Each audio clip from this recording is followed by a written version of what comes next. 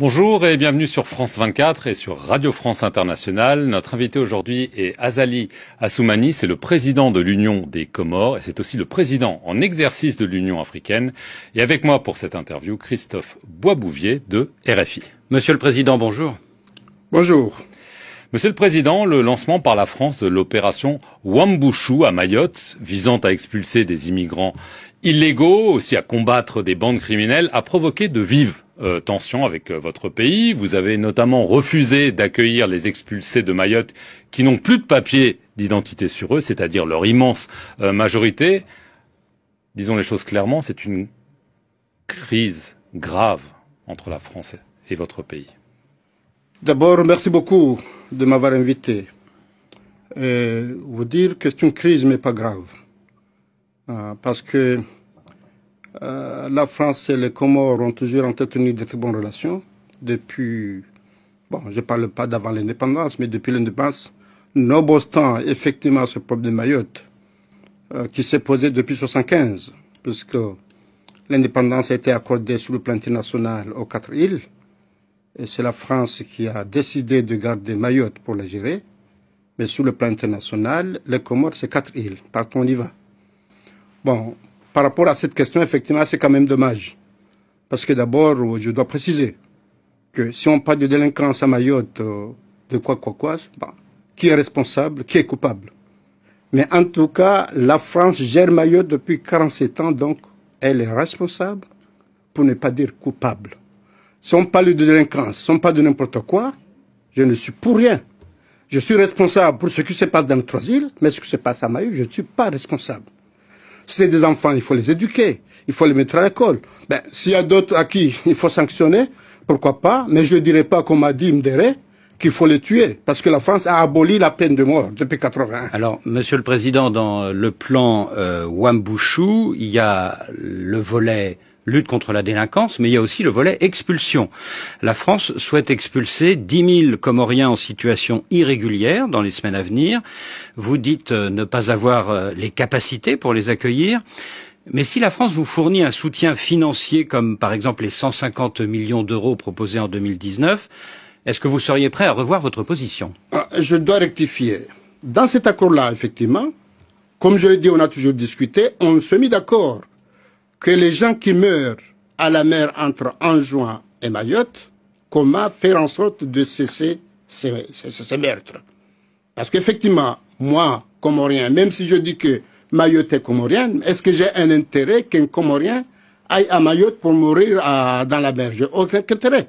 Donc là, on a dit que dans l'accord qu'on a signé, comment faire en sorte pour ne pas laisser les jeunes aller à Mayotte. Ça, c'est l'accord de 2019, Monsieur le Président. Mais là, je vous parle de 2023. Est-ce que vous seriez prêt, moyennant un soutien financier, à accueillir des personnes en situation irrégulière qui reviendraient aux Comores? Je ne suis pas prêt parce que la France est un pays de droit. Les gens qui sont en France, ce ne sont pas des 3 îles. Il y a des Malgaches, il y a des Rwandais, il y a des Burundais qui sont là. Mais la France est un pays de droit, il accorde des droits aux gens qui sont là. Donc les gens, les gens de 3 îles qui sont à Mayotte, mais c'est à la France de les gérer. Maintenant, effectivement, dans un cadre, puisqu'aujourd'hui, il y a des Comores qui sont des docteurs, des professeurs à Mayotte, dans un cadre concerté, hein, qu'on fait ça pour que les gens qui viennent à Moroni, effectivement, ils aient quelque chose à faire, c'est une option qu'il va falloir approfondir. Mais je ne vais pas accepter qu'aujourd'hui, les 3 îles, les Comoriens qui sont là-bas, ils sont expulsés au nonobstant de l'argent. C'est pas ça. Il faut exclure cet aspect. Là, on n'achète pas ça. Néanmoins, on est prêt à discuter dans le cadre des relations entre la France et les Comores. Alors, s'il n'y a pas d'accord, hein, vous semblez appeler à un accord, est-ce que vous ne craignez pas des représailles de Paris financières ou alors, par exemple, le gel de la délivrance des visas aux Comoriens? Il y a déjà eu un précédent en 2018. Si jamais Paris franchit ce pas, gèle par exemple les visas, quelle serait votre réaction? Je vous vois sourire. Je souris parce qu'effectivement, moi, ça me fait mal. Qu'on fasse un peu chantage à cause des visas, c'est quand même pas à la mesure d'un pays comme la France. Elle l'a déjà fait pourtant. Bon, justement, il l'a fait et ça n'a pas donné de bons résultats. C'est pourquoi il vaut mieux qu'on se discute pour voir effectivement qu'est-ce qu'on peut faire pour qu'on puisse maintenir ces relations, que la France en a grand besoin et nous aussi.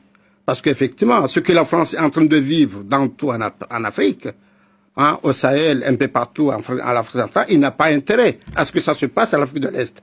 Donc nous, on n'a aucun intérêt. Donc effectivement, ce chantage, moi franchement, je ne cède pas au chantage. Mais je discute. Vous avez votre intérêt, je le mien. Ben, on regarde comment on peut capitaliser. Donc effectivement, s'asseoir et discuter, ça, je suis convaincu qu'on trouvera un chemin. Monsieur le Président, est-ce que vous avez échangé ces derniers jours, ou ces dernières semaines, avec votre homologue français, Emmanuel Macron? Tout à fait, on a échangé au téléphone, par 2 fois. Bon, moi, effectivement, je dis l'opération telle qu'a été lancée, très sincèrement, parce que franchement, je sais pas ce qu'on a à gagner. C'est une question à laquelle on peut s'asseoir comme c'est assis pour résoudre. Comment aujourd'hui on annonce, au vu aussi de tout le monde, tous les caméras du monde se tournent vers Mayotte pour dire que maintenant on expulse des Comoriens. Ça, je dis, Monsieur le Président, je suis pas d'accord. Néanmoins, si on fait une pause sur cette opération-là, on est prêt à discuter, que ce soit entre vous et moi, ou que ce soit entre le ministre, pour essayer de trouver une solution. Vous êtes à Paris en ce moment, vous allez vous voir avec votre homologue français?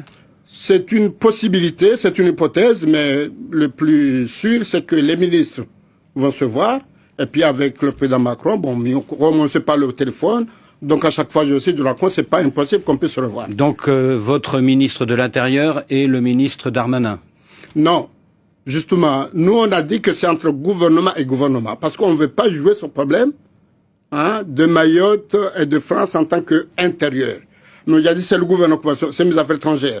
Elle ne porte pas du gouvernement, parce que le ministre de la Défense n'est pas disponible, et le ministre de l'Intérieur qui viendront rencontrer leur homologue ici pour essayer de discuter et puis de trouver une solution à ce problème-là. Monsieur le Président, que répondez-vous à ceux qui disent que vous faites une sorte de chantage aux migrants, un petit peu comme la Biélorussie avait pu le faire avec la Pologne, ou comme la Turquie a pu être accusée de le faire avec l'Union européenne? Je n'ai pas compris la question. Quel chantage? Les passeurs qui laissent les gens aller à Mayotte, c'est pas moi. C'est les gens qui sont à Mayotte, qui laissent les gens aller, qui gagnent de l'argent pour ça. Moi, au contraire, j'ai tout fait pour empêcher les Comores d'aller mourir à Medber. Donc le problème de migration ne me concerne pas. On va parler un petit peu de l'actualité internationale. La plupart des pays africains se sont abstenus lors des votes à l'Assemblée générale des Nations unies sur l'Ukraine, mais pas les Comores. Vous avez d'ailleurs vous-même condamné l'invasion russe. Alors, est-ce par principe, ou est-ce que c'est parce que vous pensez que c'est plutôt l'Ukraine qui va gagner cette guerre? Non, non, par principe. Parce que j'imagine un pays comme les Comores. Si aujourd'hui on a été agressé, lui il a les moyens de résister. Mais nous, si on a été agressé, comment on peut résister? Déjà la France qui a pris Mayotte, ben, on n'a pas les moyens de résister. Il y a des pays qui ont résisté, nous on n'a pas les moyens. Et c'est pourquoi c'est par principe qu'on a condamné, mais aussi effectivement parce que on sait que il y a des gens maintenant qui condamnent ce principe-là. Donc nous on pense à ces gens-là. Ils sont des gens qui croient à la démocratie, à l'état de droit, donc on est à leur côté pour espérer qu'un jour, ils seront à notre côté pour que Mayotte retourne dans son giron des Comores. Vous avez parlé il y a quelques jours avec